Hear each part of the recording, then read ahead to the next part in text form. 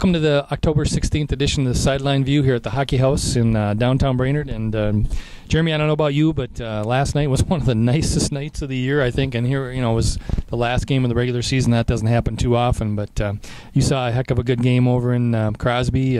Rangers ended up beating Aiken 14-12, and must have been one heck of a game. Very back and forth game, actually. Both teams had their issues. Crosby had turnovers. Aiken had penalties there late in the fourth quarter. So they each had their shot to win, but Crosby scored late in the fourth quarter and then held Aiken. Aiken had 5 minutes left in that fourth quarter to drive down to Crosby's 20, but I think 3 incomplete passes and a sack kind of ended that drive, and time ran out, and Crosby hoisted the stump.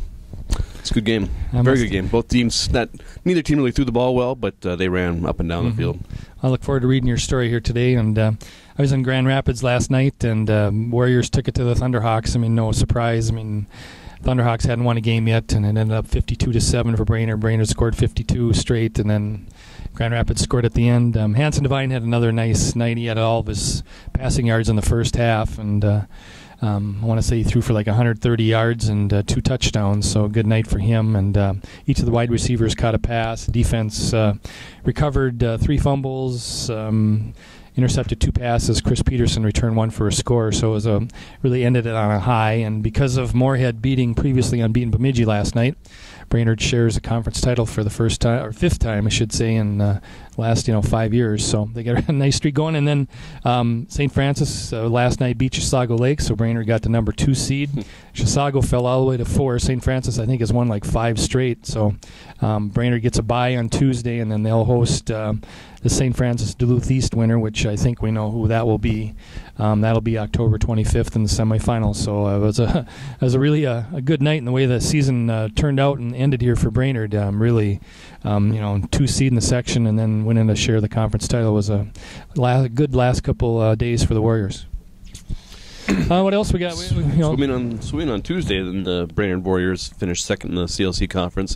They got their conference championship coming up. It'll be a hard task to overcome Sartell and win the conference outright, but I don't think they actually can win it outright. They could get a share, but Sartell is just phenomenal. They'll be phenomenal for a couple more years too, I guess. So. Yeah.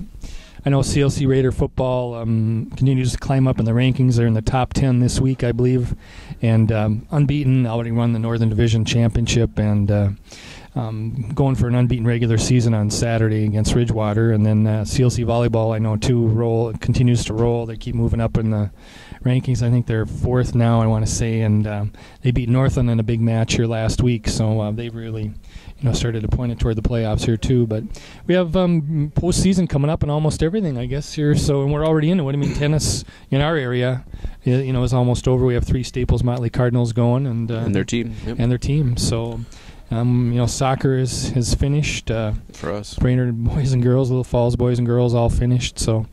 Heading into the postseason, which is the most fun part of the year. Yeah, state quarterfinal or section quarterfinals for football starts on Tuesday already, yep. No rest for the weary. That's right. All right, thanks for joining us, and we'll talk to you next week. Thanks for watching.